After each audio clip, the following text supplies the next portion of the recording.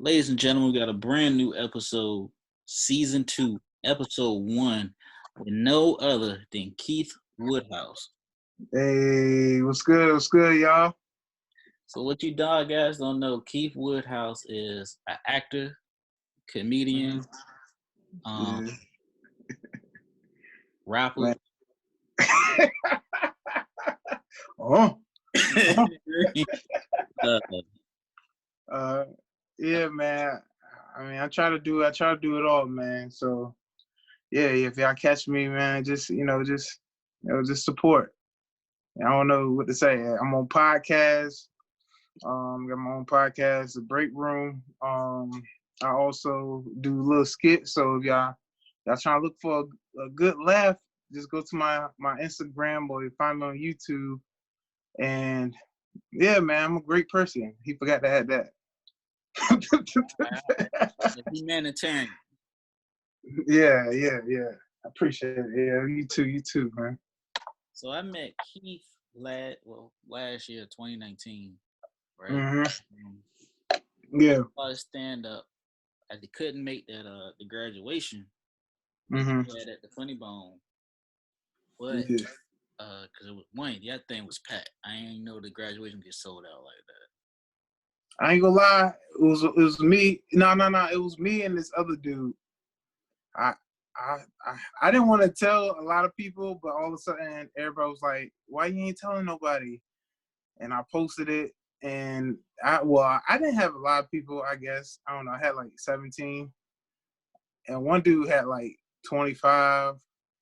Another person had a lot, like it was teachers. So teachers trying to get they staff to come watch them. But it was a good turnout. Yeah, it was packed in there, bro. Dang, man. I thought that you was there. I didn't know. I thought you was there. I didn't know you wasn't I was trying to go, and when I pulled up there, it was because one, it was nice outside, right? there. And that's town center. When it's nice outside, Funny Bone, Yeah, all those restaurants be packed. So no, I ain't make it. yeah. So what made you get into comedy? What was your start? Man, it's crazy because I got it in comedy. Like I always loved doing like joking around. I was class clown in my high school. Uh, Something that everybody always told me to do is try to make it a career because like I'm actually good at it and I'm clean, like, and I'm not too raunchy, like I'm marketable. Basically, that's my whole thing, to be marketable. But I say what I want, but it's still respectful. It's not to the point that, all right, we can't have this guy come in, and tearing up the show. But I got into comedy for real, just because I was just like, hey, I want to try something new. As simple as that. And my job, the job I was working with, they had a comedy show, and the comedy show was at the Funny Bone. Mm-hmm. So that was my first time ever touching the stage. So they had us make 5 minute setup, and just go out there and tell like lunchroom jokes, basically, Start talking about how people don't wash their hands, the epidemic we're going through. Like I was like, dang, I was right on point with that. I started talking about how I don't know, just people, they just disrespect the bathroom. IT don't help us out, and IT be from India. You don't know what they talking about. But like everything it was funny. It was good. I had a good show. So when I did that, that's when everything started rolling. I was like, hey, I want to do that again. It was like the adrenaline rush being on stage. You know what I'm talking about? Yeah, yeah, it's an adrenaline rush. I know that exact feeling. Yeah. So like, I had that adrenaline rush, and I was like, I want to do it again. And that's how I signed up for the class. I did the class just so I can get some more information about how to do stand up, where to get stand up, like where to do stand up at, and how to set up a joke. Um, which I mean, I don't know, I kind of didn't, I don't know, I kind of already like kind of, I ain't gonna say I already knew, but I got chiseled into the right, mode before my show and everything. And like you said, our show was packed when we did this school, and we killed that. We killed that jank. We had a lot of funny comedians in my class, and they still do comedy right now. So, like, I think we had some good gems in my class when I did a comedy show for the Funny Bone, the comedy school. So yeah, man. Tell me about your time, man. I never heard about your time. Like, Man, my time. no, it ain't. As far as stand up, I am the only one still going. And that's how we met, though. That's how we met. So my class You was like, my class was broken up into two because it was so big. Oh, damn. So we had our graduation like on a Wednesday or something, and then they had theirs on a Sunday. Another class had theirs on a Sunday, and they gave me. He gave me 10 minutes. Whew. They gave me 10 minutes. You did all 10? I did 7.5. Okay. I'm about to say, you on the road, they give you 10 minutes off the bat. Yeah, was you like one of the last ones? Yeah, I was the last one. Very last one. Dang, Tim must have really loved you. Well, that's what's up. Well, people don't know, and before I got into comedy school, I had studied comedy, and I studied comedy like it's passion. You know that. Yeah. So yeah. I ain't gonna lie, your comedy school performance, I was like, oh, this nigga a professional already when I saw it. Man, I studied the hell out of the comedy, man. And I would not study like the big names all the time. I would study the ones that nobody never heard of just to see what they do. Yeah. The class got broken up into two different groups, and there's one guy that was in the class. He does sketch comedy, and he also does improv, but only he didn't stand up. But yeah, I'm was the only one. That class, bro, those 6 weeks, those weeks I was in that joint, man, I met some real dope people. You know what I mean? I met some dope people in comedy. I say most of my friends, best friends, are comedians. Yeah. Man, I consider you my best friend, man. Well, yeah, man. Same thing.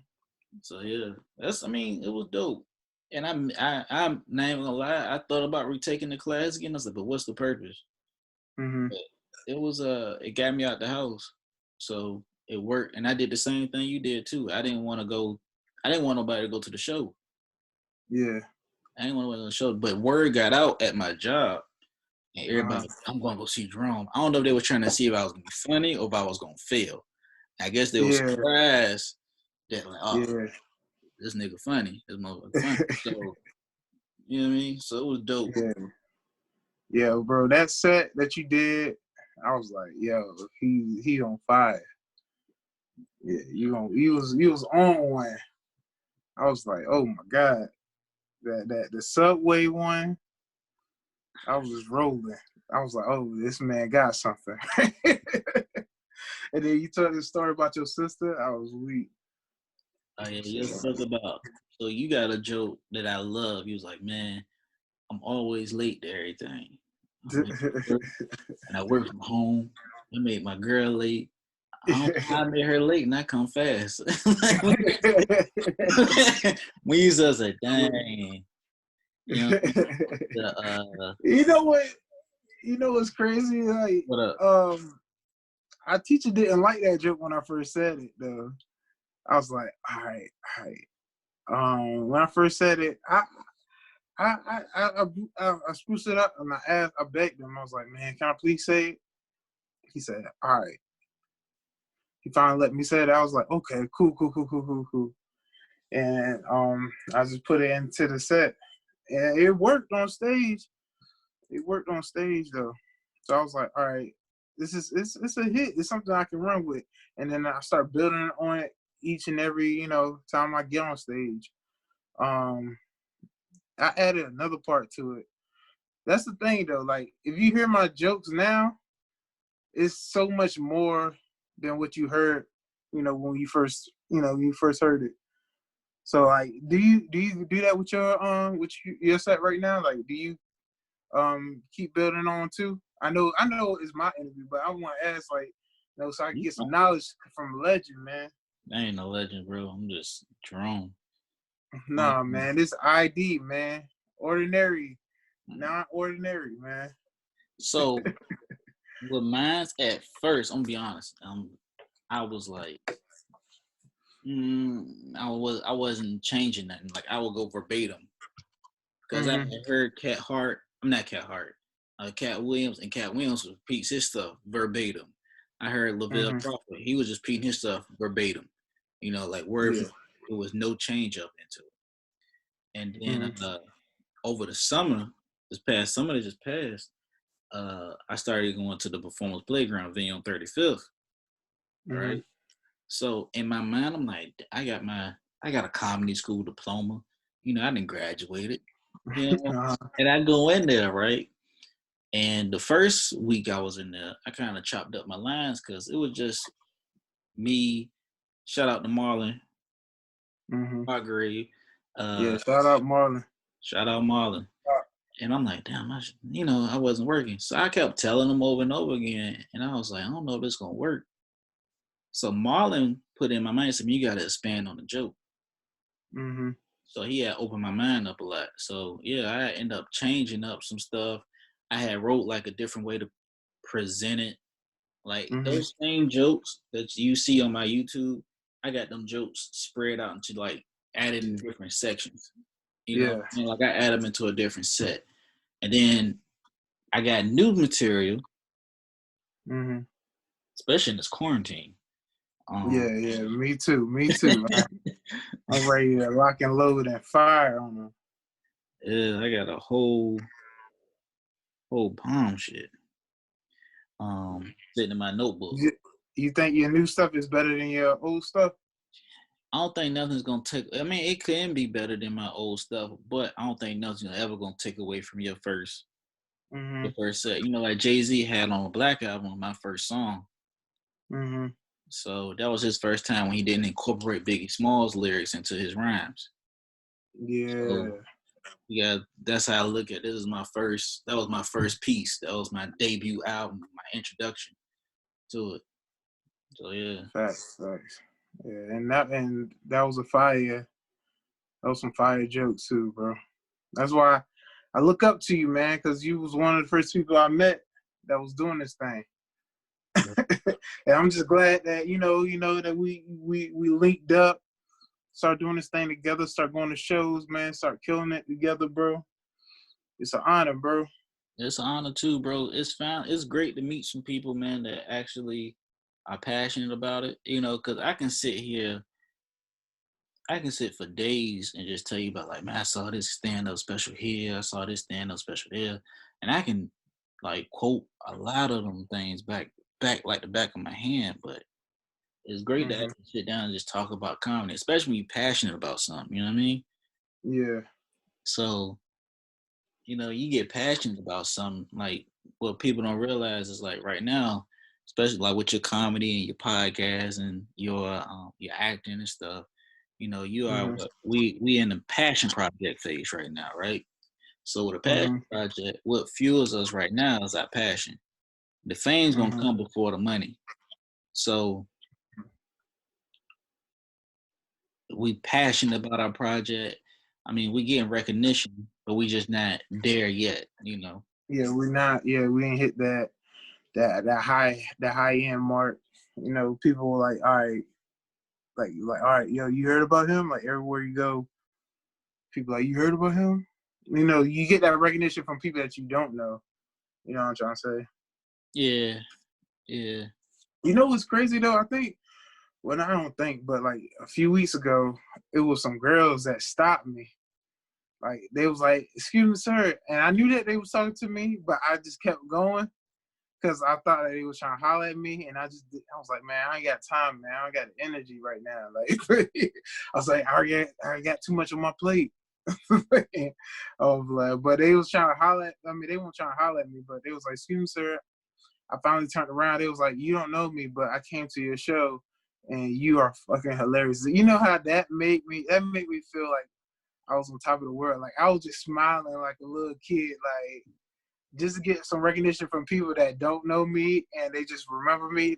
They was asking me, they was like, are you gonna be on the next show? I guess it was like a show for like stoners or something. Mm-hmm. It was something like that. And they was asking me, I'm gonna be on that show. I was like, nah. It was like, yo, next show that they gotta put you on. Like, it was like, you. I was like, dang, people that I don't even know coming up to me and making me feel like, that give me that I don't know what it is. They gave me that. It made me feel good, basically. Gratification, I think. I don't know. Like, it's just they just made me feel like I'm doing something right. Have you felt the same way too? Like, people ever come up to you? I know that everybody came up to you and did the same thing. How did you feel when it happened?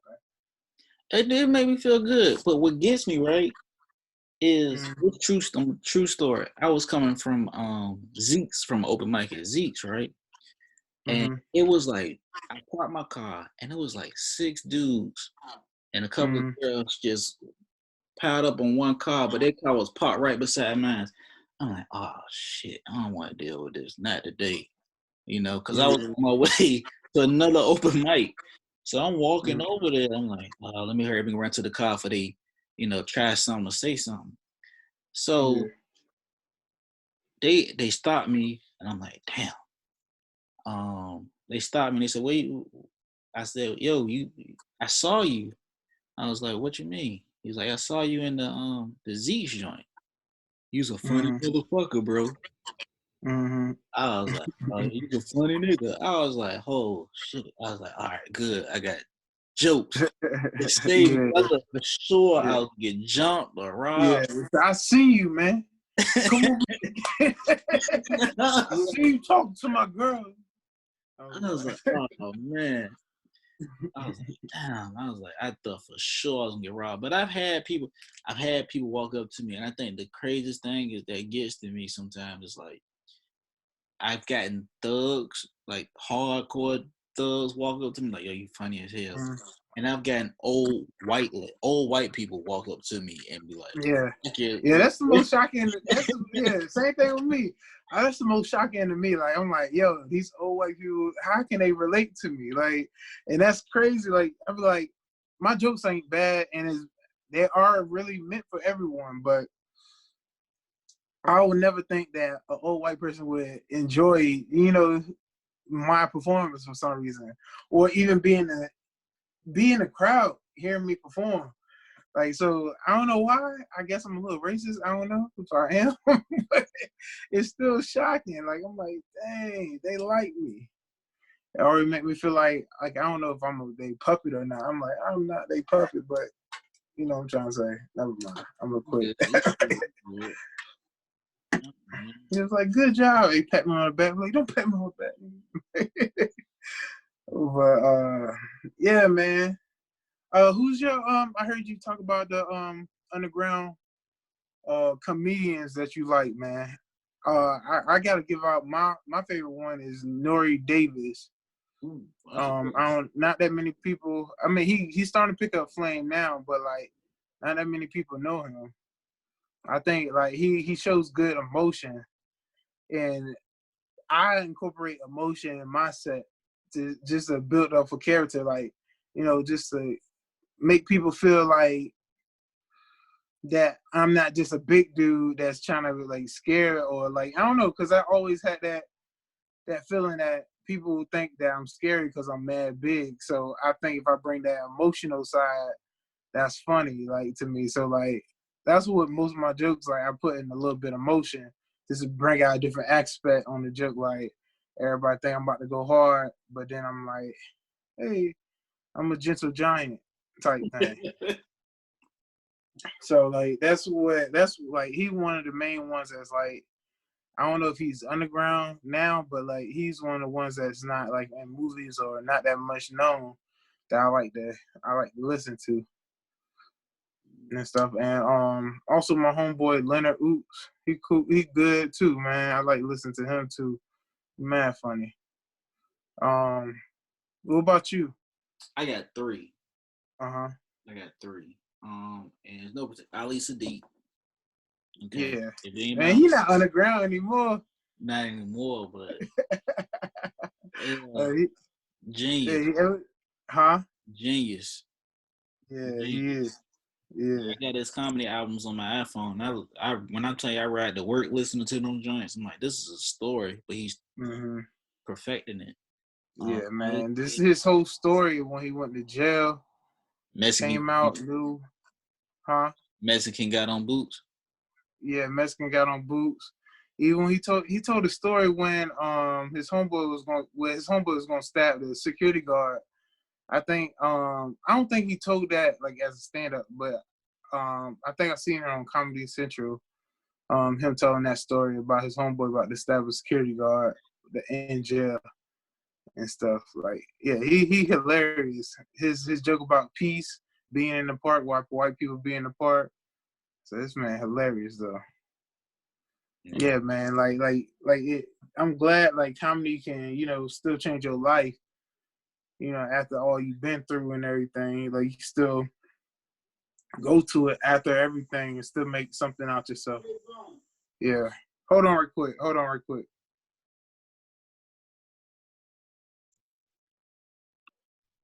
We back on the topic. Where we was at the Yeah, we comedy got thing. on topic. We had to take a little brief intermission. Yeah, my fault, y'all. Yeah, Ali Sadiq. But If y'all didn't listen to the album, it's called The Prison Manual. It came out last mhm. year. And it kind of got, in my opinion, overshadowed after, Dave Chappelle came out with his special run and Oh stuff. yeah, So what else? yeah. Ali Sadiq, Tony Woods. I've been following Tony Woods for years.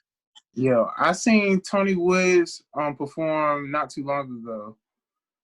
It was in January. I seen Tony Woods perform. I ain't gonna lie. At first, I didn't expect like I thought he was gonna be like just good. When he actually performed, I was like, "Oh, this man is a genius, yo! It's like, this man is hilarious because it's different. Like I don't know. It was I was at a theater and it was crazy. It was crazy. It was great. When he performed, I was like, "Oh, this man, nice. He's good. Like every cadence, the right emotion when he talked, the right the right pitches. You know what I'm trying to say? Yeah. Like he painting the picture too, like with even like the raspiness. I don't know if it's raspy, but like the motion in his voice. Mm-hmm. So like, yeah, you know what I'm talking about? Nah. Yeah, I do. Cause he did Oh. back in like what in the early 2000s. You can look it up. It's on the Walter Latham's comedy page. You type in Tony Woods and you type in Bad Boys of Comedy. For 7 minutes, he talked about his trip to the Bahamas Mm-hmm. and how he peed in the pool. And he thought it And turn was colors. yeah.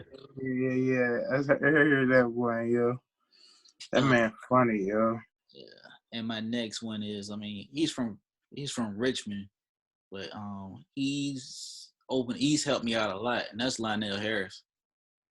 Mhm. Okay. Yeah, That's Lionel what's up. Harris is a really dope guy. Mhm. Videographer, actor, comedian, host, and he gives me a lot. He gave me a lot of jewels on my podcast. He was the fourth episode, season 1 on No ID Pod. Mhm. But shout out Clap to it him. up for that, man. Y'all go watch that. Go back and watch that. Well, listen, because I ain't get the visual until like 2 episodes ago. This quarantine, bro, I don't feel like showing my hairline on that. Well, they go back and listen to it. Tell them go back and listen to Go it. back, listen to it. Go back, listen to Yeah. it. I just want to Yeah. commend your podcast too, the Break Room, man. It's dope. I think it's you, your brother, Mhm. and there's a couple Yeah. of homeboys from around the way too. Yeah, yeah, it is.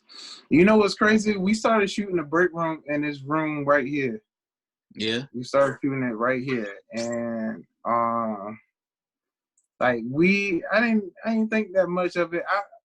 We we was supposed to shoot the podcast before I started doing comedy, and I don't know, we was delaying, and then once I actually did the comedy show, and a lot of people like saw me like actually like entertainment wise on the stage, my brother was like, all right, I feel like I don't know, when he saw that we had like we can do a yin and yang type thing. Like he's more like to talk about intellectual stuff, and I could be like the comedy relief. I mean, that's kind of what we do. Like even when we guests come up there, we just talk. Like I tell jokes.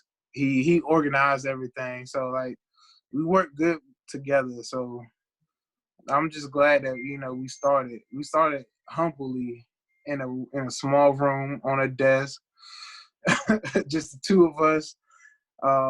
We was fighting at first, like we kept arguing, but we got it together. And the dopest thing about it is though, I feel like it brought me and my brother together closer, like closer together. Like we was cool, but like now I'm like, yo, I don't know. That's my best friend too now.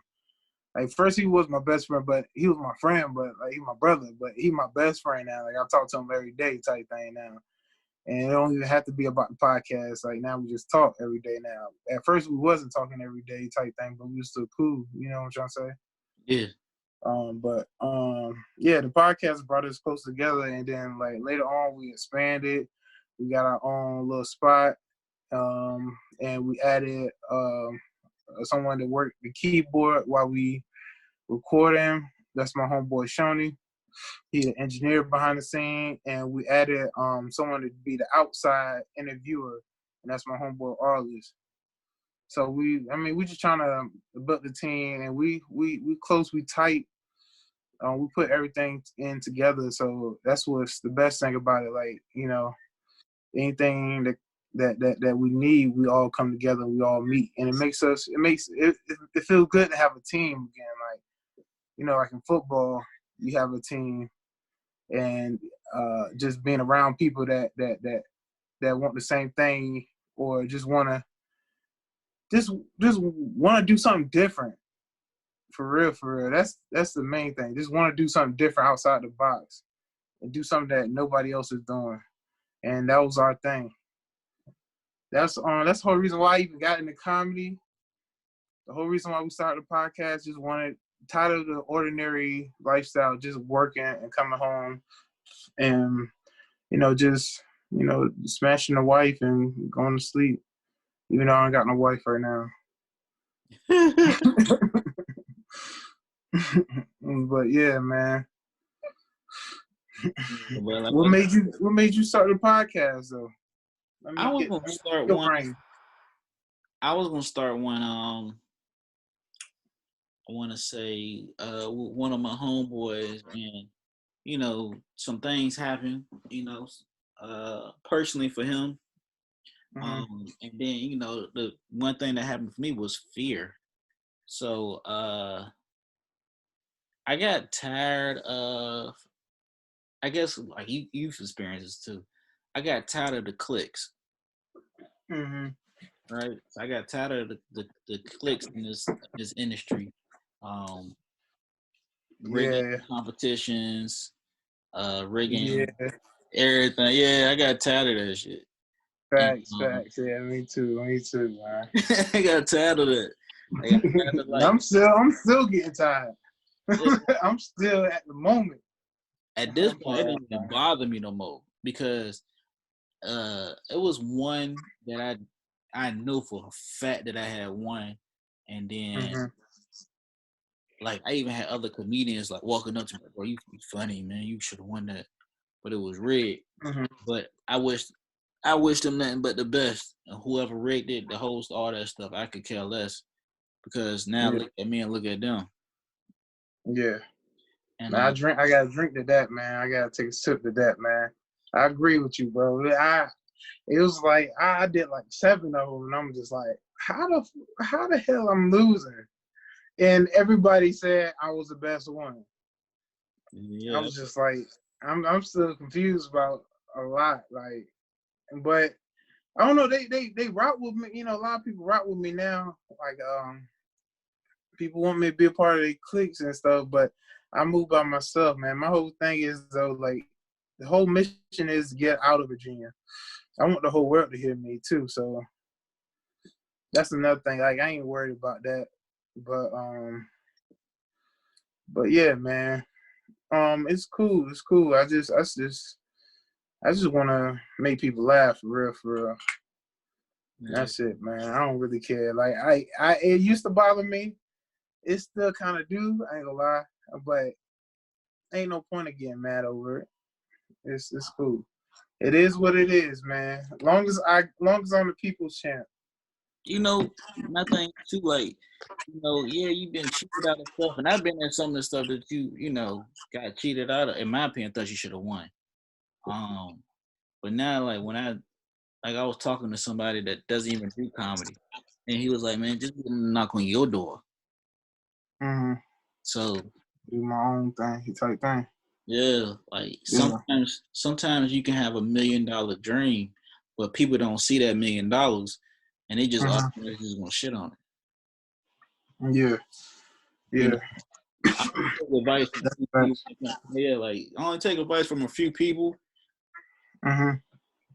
That's real. That's real because for real, I don't own anything. They don't owe me anything. But I know what I got. I know what I have to offer. So yeah, for real, I'm not even worried about it either too. So um it used to bother me, I guess. But now that I know, I don't know, even like doing the comedy skits and stuff, and what I did this week, hitting 10K.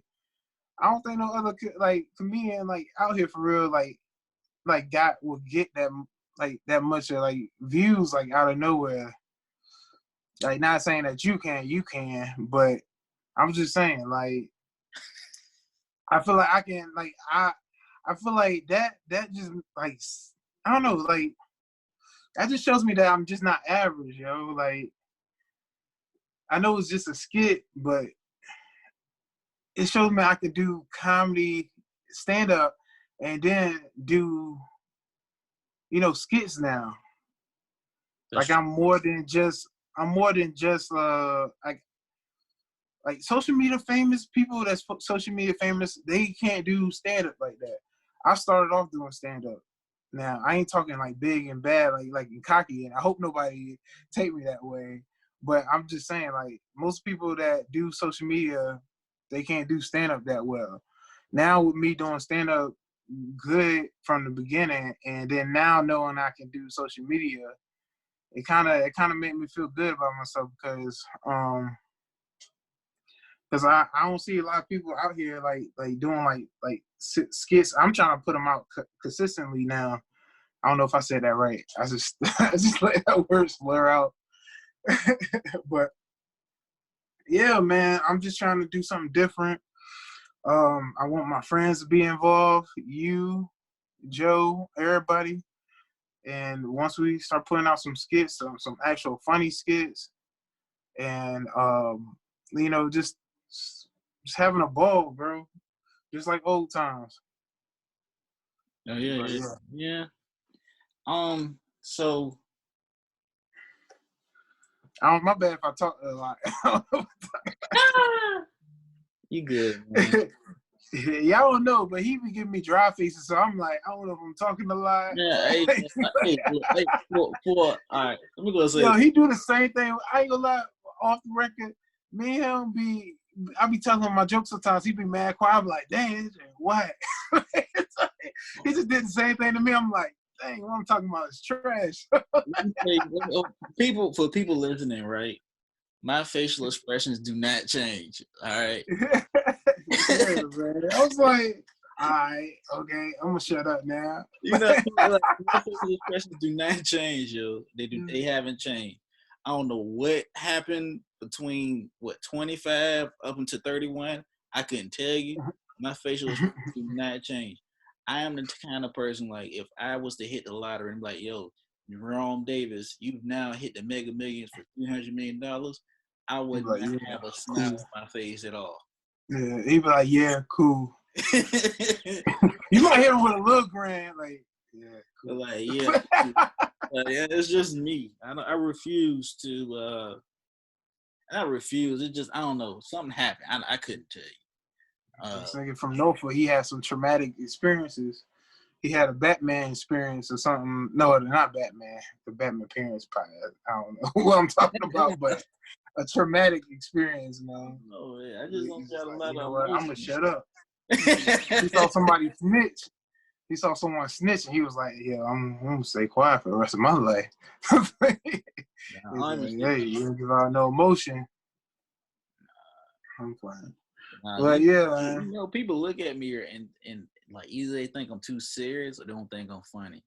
And then when they actually find out, like, all right, he got something with him, they like, all right, he fired. Yeah. So I don't know.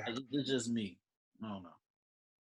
But I'm gonna go ahead because you know, podcast is doing good, man. I appreciate you coming up on it. You know, this episode be out. I got one more episode. I because of this quarantine, man, I've just been recording like crazy. And because I'm actually on vacation from work for something in the water. I can't even go to. It's nothing in the water right now. So yeah, man, I'm so sad. I'm looking at memories of last year, something in the water. I'm like, dang, man, I had so much fun. I had a girl twerking on my head. I don't know what I was doing. I was like, what the hell? I don't know. I was doing a lot. It was fun though. Speaking of that, I want to let y'all know Keith had a skit where it was like Maury and he was one of the baby daddies. And the funniest thing I heard was that baby breath smelled like milk. I'm like, everybody in my family lactose intolerant. I'm like, what?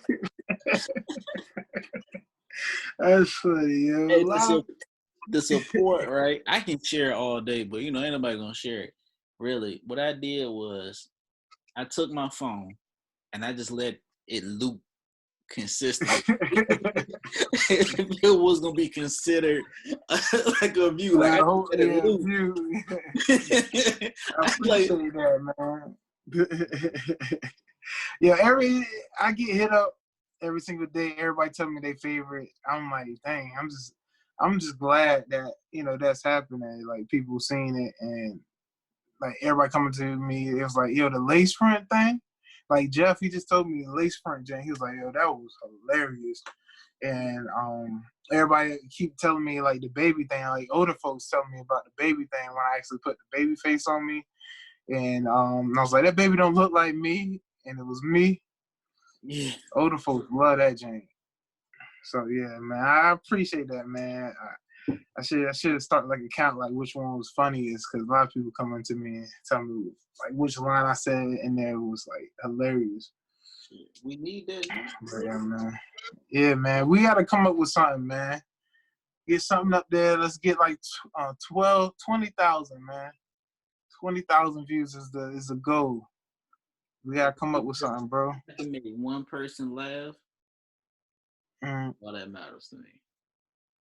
If I can get one stream, if I can get one stream, that's cool with me. At least I know that I got out there. So but look, I'm trying to tell you though, the window, like there's no limits though.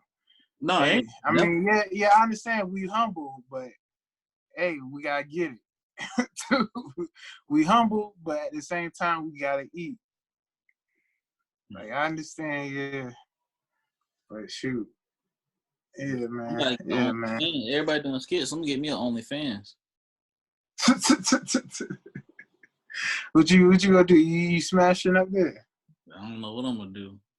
You gonna tell jokes? Probably be the first comedian on OnlyFans. Like charge a dot, like charge a subscription. Might put the Tell a dot. joke every day. Like, yeah, $1 subscription. I tell a joke every day. Hey guys, I was washing my car. I'm playing, man. So, man, what do you think? How you think it's gonna be the next time we touch the stage, though? I don't know. This changed up a lot of stuff. This has I mean, we really, if I can get political with it, it shouldn't have got as bad as it's got now, and it's only gonna get Mm-hmm. worse before it gets better. And this should have stopped back in November. But of course, for those out there, my listeners, I could care less who you voted for, but I know some of y'all voted for Trump, and some of y'all may still be standing by him, but nobody had a crystal ball into the future to know what was gonna happen. So now we got Buddy doing all this stuff. You know, you got kids that can't walk across the stage, go to the prom. Yeah, that's sick. That's sick right there, cause like that was the best moment of my life, especially graduation. Even though a lot of people don't like high school graduation, my high school graduation was the highlight. Like I had, whew, when they said Keith Woodhouse, my aunt, everybody in my family worked for the school board, so I had mad extra tickets. I had almost like a whole section, like a whole balcony section for me. And when they said Keith Woodhouse, that section went off. But then like I was making YouTube videos at the time. I think I told you this before. I used to get paid making YouTube videos. So a lot of people knew me. When they said Keith Woodhouse, it was like everybody from every section just got up. Man, like I just looked up, I was like, because I was trying to Dougie across the stage. But it just shocked me because everybody was screaming. I was like, dang, this crazy, man. Mm-hmm. My craziest moment, though, like with the YouTube thing, I remember walking into the library on Virginia Beach Boulevard, and it was like 2 kids watching my videos on YouTube. I was like, dang, they don't know I'm right behind them. Like, I was, that made me feel good. There was some kids, like you could tell they was in middle school. They was watching my Friday I did a Friday remake type thing. Gotta check it out. And Shit, I'm gonna check it out. But yeah, man. we're gonna go ahead and sign this off. So what I usually do is when I got anybody on the show, whether you're a comedian or whatever it is you do, I ask your top 5 comedians dead or alive with a starting 6 man in any order. Shoot. So who your top 5 dead or alive, any order, Okay. with a starting 6 man.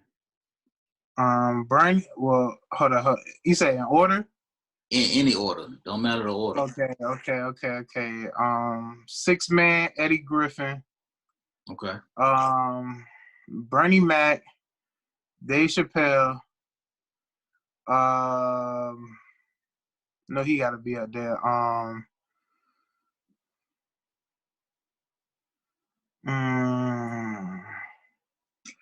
like a lot.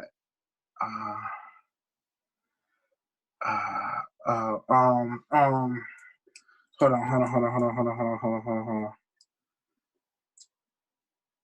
Dang, I'm a comedian. I'm trying to think of his name. I love Deion Cole, even though a lot of people don't like him for some reason.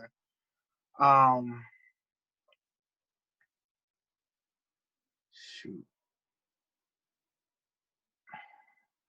I got his face, but for some reason I can't. I'm going blank with the name.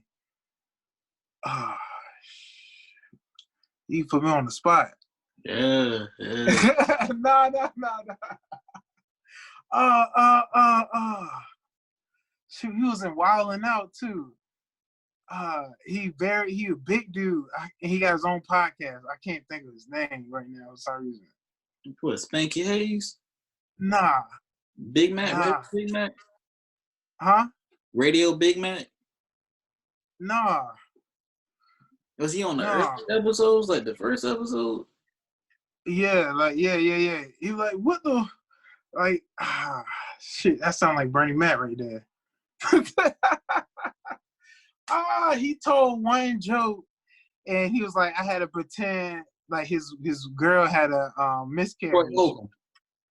Yeah, Corey Holcomb. Oh my gosh. I don't know why I couldn't think of that.